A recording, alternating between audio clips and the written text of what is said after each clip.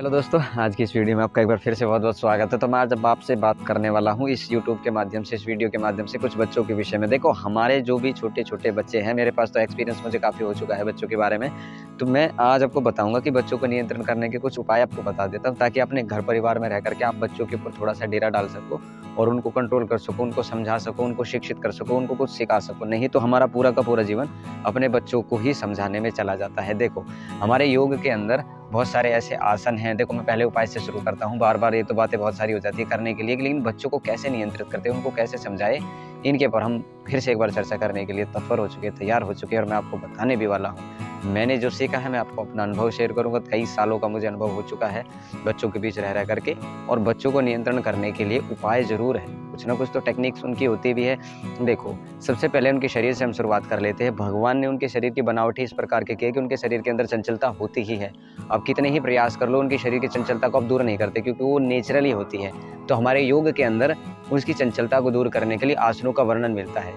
बहुत सारे अन्य प्रकार के, सैकड़ों प्रकार के आसन हैं। उनमें से अगर कोई एक बच्चा एक भी आसन अगर अच्छे तरीके से ढंग से करने लग जाए, तो उसकी जो शरीर की चंचलता है, उसकी जो शरारतें हैं, उसकी जो वो कुपद करता है, उसके जो इधर से उधर भागने की जो चंचलता शरीर के अंदर होती है, उसकी बुद्धि का न चल पाना है, उसके मन का विचलित होते रहना है, वो एक दूसरे के साथ लड़ाई झगड़ा करता है, एक दूसरे के साथ मतलब कि हाथापाई करने पर उतर जाते हैं। तो मैं कहता हूँ, एक आसन अगर आप, चाहे सुखासन हो, चाहे स्वस्तिकासन हो, चाहे पद्मासन हो, कोई भी एक आसन अगर उसको अच्छे से आप अगर सिखा देते हो, तो आपको बड़ा ही पता लग जाएगा कि बच्चों को कैसे पकड़ा जा सकता है। दूसरा, बच्चों को ना जितना हो सके ना खेल के अंदर डाल दो। बचपन के अंदर बहुत कम ऐसे बच्चे होते हैं जिनका पढ़ाई के अंदर दिमाग लगता है, पढ़ाई में जो अपने रुचि ले पाते हैं।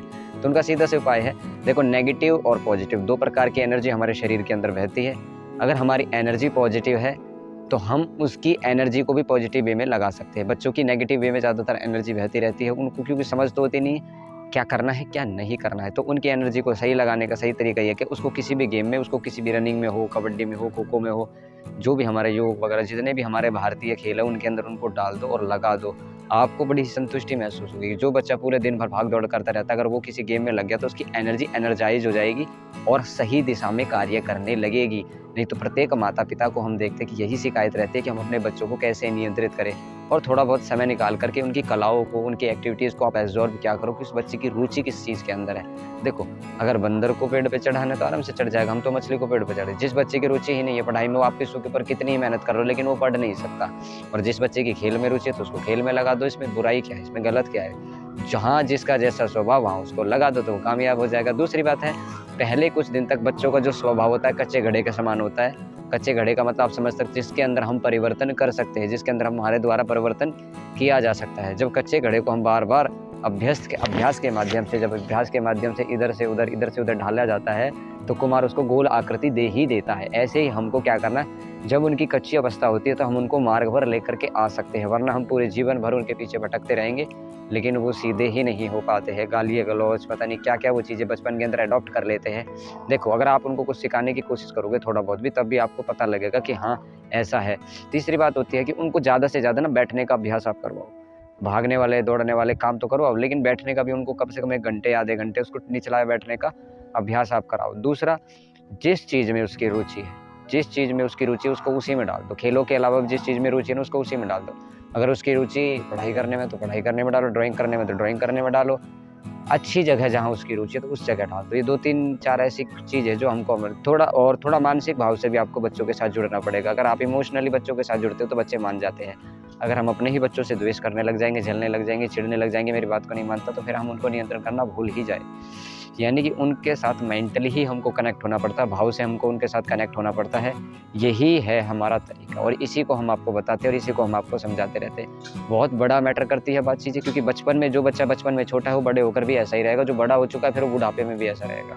उसके अंदर चेंजेस कभी नहीं हो सकते। बचपन है नींव, बचपन है कच्चा घर, और बचपन के अंदर उसके अंदर परिवर्तन किए जा सकते हैं। इसलिए बचपन के अंदर जितने आप उसके अंदर परिवर्तन कर सकते हो, 10, 11, 12 साल तक अच्छे से कर सकते हो, वरना वो आपके अंदर परिवर्तन कर देगा, पर आप उनके अंदर परिवर्तन नहीं कर पाओगे।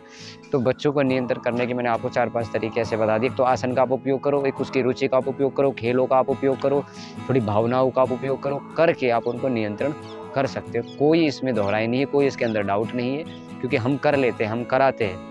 गायत्री मंत्र आप कराओ। बच्चों को गायत्री मंत्र कराने से उसकी शरीर की एनर्जी का फ्लो बहुत अच्छा हो जाता है। इसलिए बच्चों को गायत्री मंत्र का जाप कराना चाहिए, उसको रटाना चाहिए, उसको सिखाना चाहिए।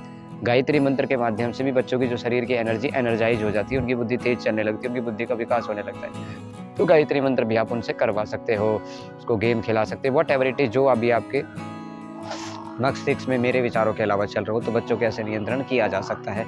सुबह से शाम तक उनकी दिनचर्या को निश्चित कर लो, सुबह ये करना, शाम को ये करना, दोपहर में ये करना, सारी दिनचर्या को उनके ऊपर ढाल दो। गेम्स कराया करो, उनको कॉम्पिटिशन्स वगैरह कराया करो, उनको नई नई एक्टिविटीज़ करानी चाहिए। बच्चों को नई नई एक्टिविटीज़ बहुत पसंद आती है, पुरानी एक्टिविटी छोड़ते हैं, नई एक्टिविटीज़ के ऊपर आ जाते हैं। तो नई नई एक्टिविटीज़ उनको हमको करानी है। तो इस प्रकार से हम बच्चों को कुछ ऐसी ऐसी अलग अलग चीज़ों से नियंत्रित कर सकते हैं और अपने बच्चे को मार्गदर्शन और दिशा दे सकते हैं। पसंद आए तो वीडियो को लाइक शेयर सब्सक्राइब करना। मिलते हैं अगले एपिसोड में, जब तक के लिए बहुत बहुत धन्यवाद।